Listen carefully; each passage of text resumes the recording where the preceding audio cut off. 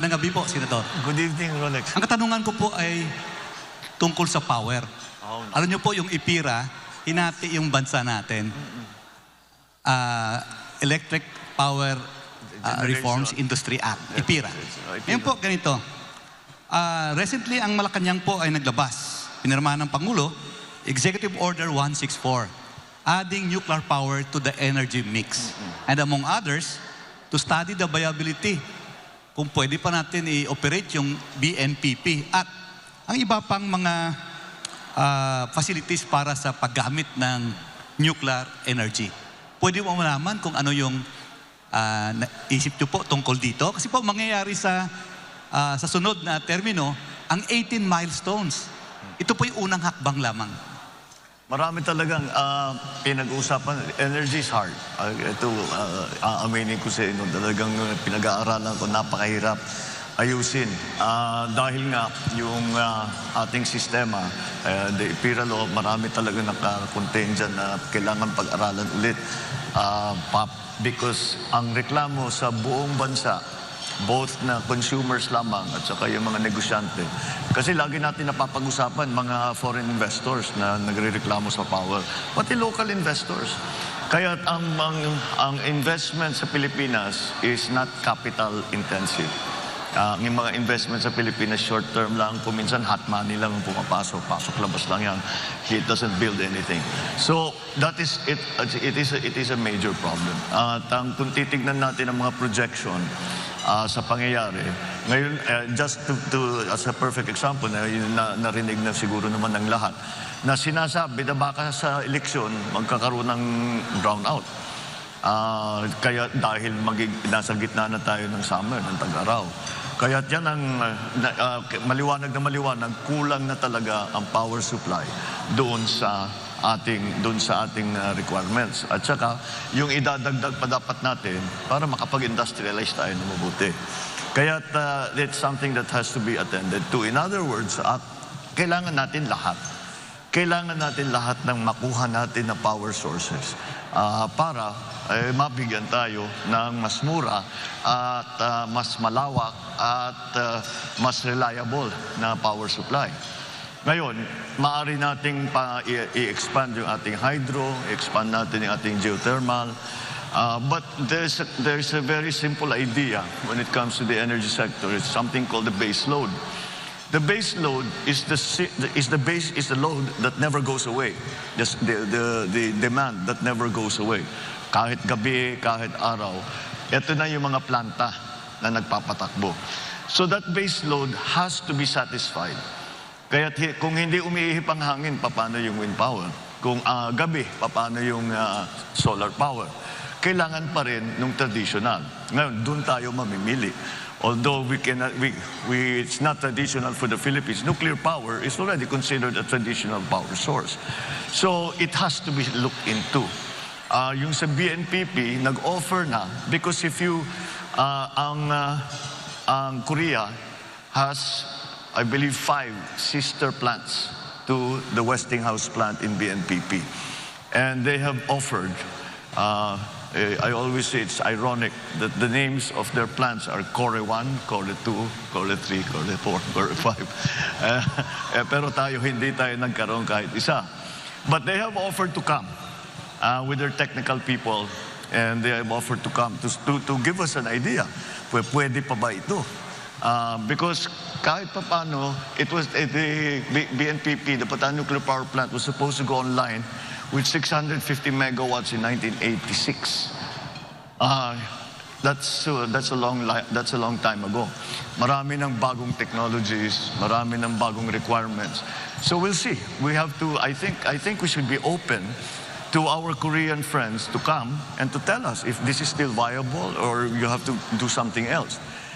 When it comes to nuclear power as an idea, well, let's just follow the science. Because dito naging political sa Pilipinas.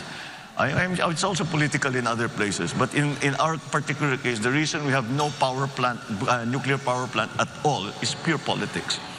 Did not really follow the science. So we have to look into it. Because,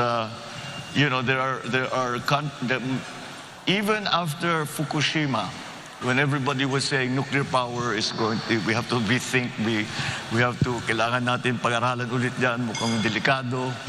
Walang nagbago ng kanilang pagplano na pagpatayo ng nuclear power plant kahit saan. Amerika tuloy-tuloy pa rin. Sa France, the majority of their power is already created by nuclear power. So in the other countries, ganun din. So I still think that it's something we should examine.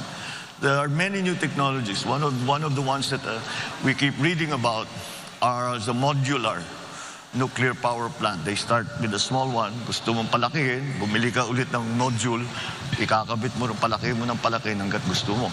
Siguro naman kaya natin patakbuhin ang nuclear power plant. Wala naman, there's no reason na bakit hindi kaya ng Pilipino na magpatakbo ng nuclear power plant. So, it's something that should be part of the mix.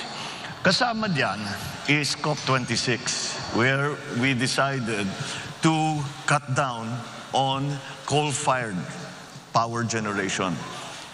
And what happened, nagtaasan ng presyo kasi walang kapalit sa renewable. Ibig sabihin, yung mix ng renewable at saka traditional, kailangan talaga natin, we have to decide once and for all, what is the mix that is good for the Philippines. I think it's not going to be a static point. I think as years go on and we develop renewables, we develop other sources of power, that mix is going to slowly shift towards renewables, hopefully, because that's what we want because of climate change. But nonetheless, that mix is still something that's up in the air that we haven't really determined what is proper and appropriate for the Philippine setting. But to make a short answer to your question, is that lahat kailangan natin. Kailangan natin palakihin ng hydroelectric, kailangan natin palakihin yung geothermal, kailangan natin paramihan ng mga power plant, kailangan natin tumingin sa mga bagong technologies, mga wind farm, solar, kailangan natin tingnan ng nuclear. At kung kailangan talaga, di balikan natin oil-fired. But oil-fired has become less and less attractive because of what's happening in the volatility of oil prices, especially in the last 2-3 years. Then with this new development in Ukraine, talagang kailangan pag-isip-isipan natin na mabuti. Kasi baka maipit tayo, pag tumaas na naman yan, hindi natin maipatakbo yung planta natin, balik na naman tayo sa dati, nasa brownout na naman tayo. Now we have lots of coal here in the Philippines. The Chinese claim to have good enough technology. I've actually visited one of their coal-fired plants that na malinis na, that they're able to extract the carbon and they're able to dispose of the carbon properly. So all of these things we need to look into. Lahat yan kailangan natin. Well, after the generating companies, meron po tayong Transco. Marami reklamo sa Transco. Senador, open ba kayo sa idea na katulad ng tubig, may west sector operator, may east sector operator, chop natin ang Transco? I don't think so. May economies of scale yan eh. Ang business model ng high tension na delivery na ginagamit ng Transco is the same as a tollway. You maintain the tollway, you collect toll, and that's how you pay for what you build. That's the same thing that Transco should be doing. Yun lamang, siguro hindi sapat. Sa amin lang, marami kaming pangangailangan dyan sa Transco. We were hoping to build a high-tension cable from Ilocos Norte to directly export the power we are producing via windmills directly to Manila because that's where the demand is. And it's more profitable for us. But hanggang ngayon, hindi pa nangyayari. And I'm not sure, I'm not privy to the board meetings and the discussions going on in Transco. So I do not know quite why wala pa yan. But yes, it really should be a simple operation na kaya madali lang naman patakbuhin dapat yan. Kaya pag-aralan natin kung bakit nagkakaganon. You mentioned IPIRA. We have to look back at IPIRA. I think IPIRA might already have at least certain provisions in IPIRA are already obsolete.